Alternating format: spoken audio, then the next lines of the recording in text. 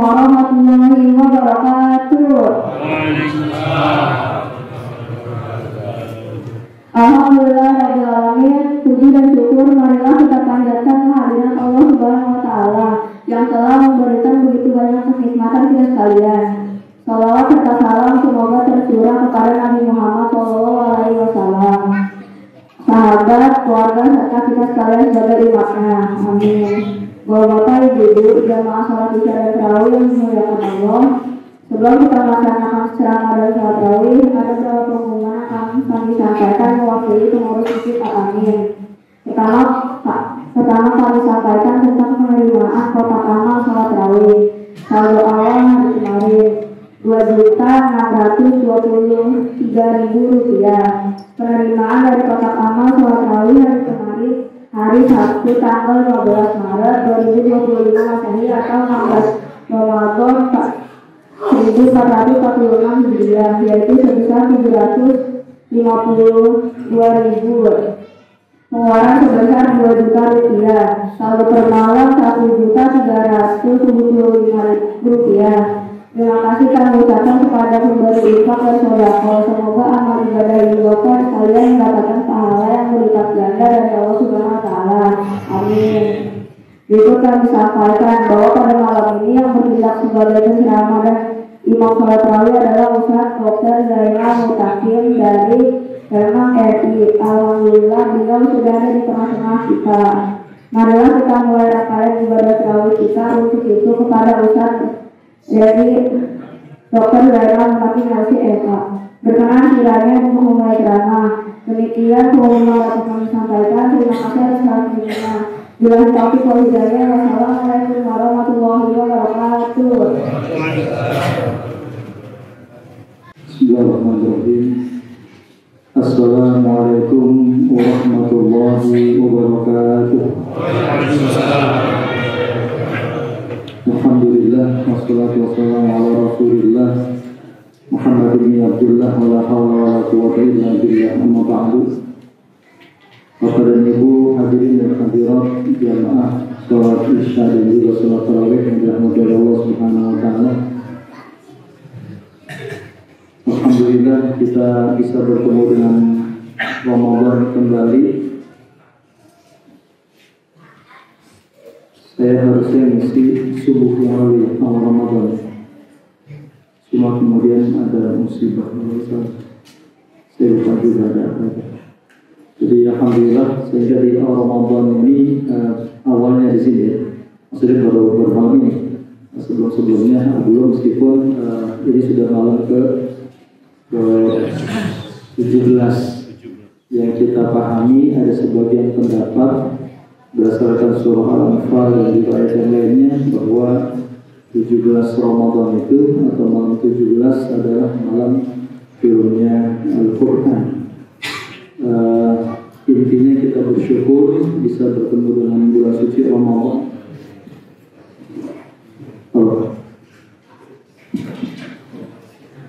Bisa bertemu kembali dengan bulan suci Ramadan yang minimal saya mengingatkan kembali ini dikit lagi 10 hari terakhir bulan suci Ramadan.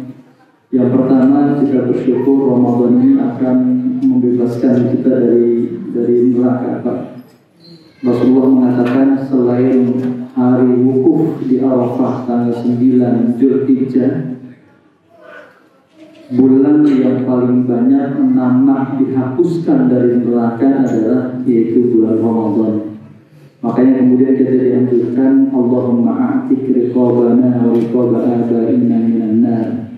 Ya Allah, bebaskan saya, bebaskan bapak saya, ibu saya dari api neraka. Perbanyak doa itu di menjelang akhir Ramadan. Yang kedua, barangkali pernah mendengar juga Pak Ustaz ceramah di sini, bagaimana sahabat Talha bin Ubaidillah Ramadan itu amal ibadahnya bisa melebihi amal ibadah orang yang berjihad di jalan Allah. Ada sahabat berjihad dua-duanya, yang satu meninggal lebih dahulu, yang satu belakangan. Tapi kemudian yang meninggal belakangan derajatnya lebih tinggi karena bisa bertemu dengan Ramadan. Jangan sia-siakan 13 hari lagi Ramadan. Yang ketiga, Ramadan itu adalah timbangan timbangan pahala dan kebaikannya tidak terkira besarnya di sisi Allah. Maka siapa yang sangat percaya diri, barangkali antara kita ada enggak yang merasa bahwa pahalanya saat ini lebih besar dibanding dosanya?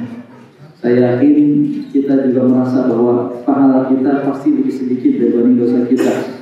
Dan ini kesempatan Ramadan, mari sama-sama kita maksimalkan sisanya ini agar pahala kita lebih besar dibanding pahala dibanding dosa dan kesalahan kita. Jadi barangkali saya mengingatkan dari saya dan kita semua, di sisa Ramadan kita maksimalkan. Hadirin Bapak dan Ibu yang dirahmati Allah Subhanahu wa taala, saya diminta oleh DKM untuk sedikit menyampaikan tausiah terkait dengan zakat. Zakat sebagaimana kita pahami adalah pilar dari keislaman kita.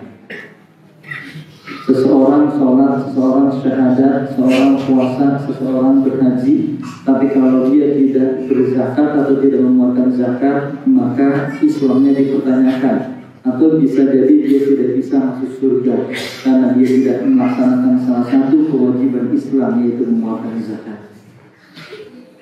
Di dalam Al-Quran surah yang surah At-Taubah ya, surah At-Taubah ayat yang ke-103, Allah mengistilahkan zakat itu dengan kata-kata sodaqah. Khudh min amwalihim sodaqatan tutahhiruhum wa tuzakkihim biha. Nah, sodaqah ini diambil dari kalimat sodaqah, artinya membenarkan. Kalau kita baca Quran di ujungnya apa bisa Pak bacanya? Sodaqallahul azim. Apa artinya? Maha benar Allah dengan segala firman-Nya, atau maha benar Allah yang maha azim, maha agung. Sodaqah itu artinya kita membenarkan, mempercayai, meyakini kebenaran tentang ibadah ini. Nah, gitu. Makanya dikatakan khudh min amwalihim sodaqah, ambil harta mereka sebagai sodaqah, sebagai pembuktian keimanan mereka. Karena kalau diurutkan dengan ayat sebelumnya adalah orang-orang yang bermaksiat kemudian bertobat kepada Allah di surah Taubah ini, maka kemudian sebagai bukti tobat dan keimanannya, maka ambil hartanya. Mereka mau nggak diserahkan atau menyerahkan hartanya? Nah itu. Jadi ada urutan. Kalau dalam tafsir itu ada namanya munasabah bainal ayat wal ayat, hubungan korelasi antara ayat dengan ayat yang lain. Nah, ayat ini berhubungan dengan ayat sebelumnya adalah bahwa orang-orang yang tidak atau orang-orang yang bermaksiat kemudian bertobat kepada Allah, maka Allah kemudian perintahkan buktikan kebenaran taubatnya dengan mereka menyerahkan hartanya. Nah, hadirin yang Allah Subhanahu wa taala. Namun semua ulama mengatakan bahwa makna sedekah di sini adalah zakat. Makna bahwa ya Pak, ada seorang anak kita tetap konsentrasikan. Makna sedekah di sini adalah zakat. Zakat yang dalam rukun Islam adalah sesuatu yang wajib. Bahkan seseorang itu kalau dia tidak memuatkan atau tidak mempercayai kewajiban zakat, maka dikategorikan sebagai orang kafir. Orang kafir. Nah, kemudian di ayat selanjutnya Allah mengatakan tutahhiruhum wa tuzakkihim biha. Saya tadi soalnya sempat buka ada beberapa tafsir dari Ibnu Katsir, Imam Tabari, kemudian juga tafsir Al-Wajiz, kemudian Muhammad Juwairi, tafsir Munir. Apa ada sekitar 5 tafsir saya baca lihat. Nah, saya pengen tahu apa sih makna tutahhiruhum. Nah, ini tutahhiruhum ternyata maknanya hampir 5 tafsir saya dapat itu maknanya itu membersihkan dosa. Jadi zakat itu tutahhiruhum maknanya menghapuskan dosa, membersihkan dosa. Lagi-lagi kalau dikaitkan dengan ayat sebelumnya ada orang-orang yang berdosa, maka dengan zakat dosanya dibersihkan oleh Allah. Masya Allah, di bulan Ramadan ini dengan ibadah puasa kita dibebaskan dari neraka. Dengan ibadah puasa kita mengqama Ramadan, mensoma Ramadan, iman wa ihsanan apa? Ghufira, dihapuskan dosa kita. Dan kemudian ketika bulan Ramadan kita mengeluarkan zakat, kata-kata tutahhiruhum, semua ulama tafsir saya melihat maknanya adalah membersihkan dan menghapuskan dosa. Jadi Jadi kurang apa lagi Pak? Sehingga kalau sangat rugi kalau orang ketemu Ramadan dosanya nggak bersih karena nggak puasa atau puasanya nggak diterima, sholat malamnya nggak diterima, zakatnya nggak diterima, kebangetan gitu. Jadi kebangetan. Ada beberapa komponen ibadah yang ada luar biasa di bulan Ramadan, baik puasa Ramadannya, baik qiyam Ramadannya, baik zakatnya, yang itu semuanya ternyata kalau kita hubungkan makna ayat dan hadisnya, semuanya berbunyi tentang menghapuskan, membersihkan dosa kita. Tutahhiruhum wa tuzakkihim biha. Wa tuzakkihim zakat. Artinya bisa juga maknanya membersihkan, tapi bisa jaga zakat itu maknanya adalah mengembangkan. Jadi membersihkan dosa-dosa, tapi bisa juga di makna yang lainnya zakat itu artinya yaitu mengembangkan atau juga menambahkan. Bisa menambah manfaatnya, bisa juga menambah hartanya. Minimal gini Pak, coba kita lihat. Kalau kita buka misalnya surah yang ke-6 ayat yang ke-berapa itu, ayat 160. Allah mengatakan seperti ini. Allahu man jaa bil hasanah falahu asyru amsalihah. Setiap amal atau setiap pekerjaan perbuatan kita dalam bahasa itu namanya apa? Amal.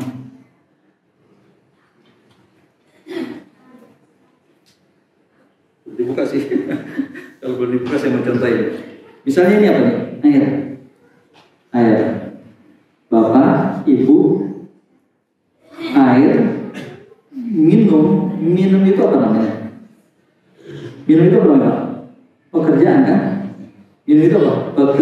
Pekerjaan, amal, namanya pekerjaan. Nah, pekerjaan ini biasa Pak. Tapi kalau pekerjaan ini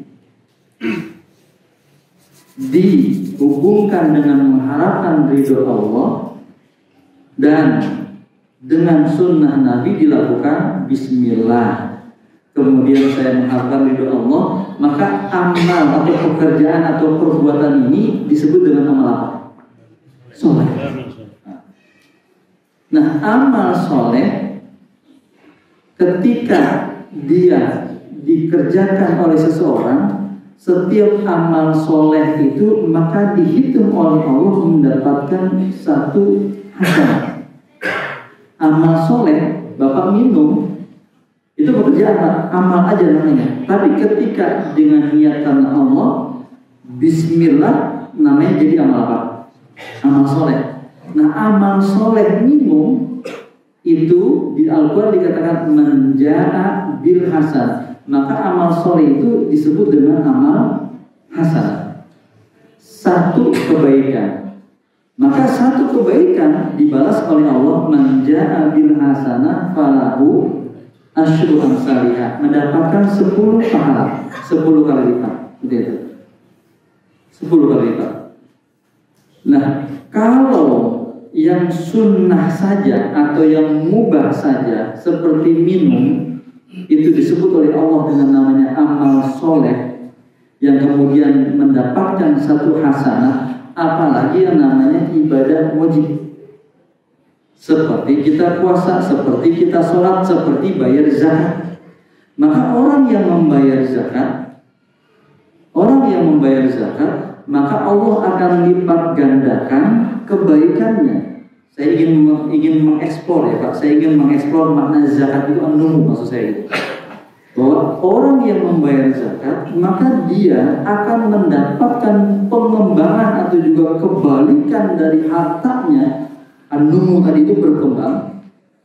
Apa? Yang pertama, dia akan dilipat gandakan pahalanya, karena tadi namanya amal soleh yang dilipat gandakan bernama hasan. Dia ngasih zakat misalnya 200.000. Kalau dikali 10 jadi berapa Pak? Meluarinya 2 juta, mengeluarkannya 200.000, tapi dicatat oleh Allah sama juga zakat berapa? 2 juta. Nah, itu apa namanya, berkembangnya yang pertama di sisi Allah, catatan pahalanya akan berlipat-lipat, maksudnya gitu. Nah yang kedua, makna an-numu, zakat itu an-numu, maknanya adalah bahwa zakat atau harta yang kita keluarkan, maka balasannya bukan hanya catatan pahalanya berlipat-lipat di sisi Allah, tapi kemudian juga balasan di dunianya pun bisa jadi berkali lipat.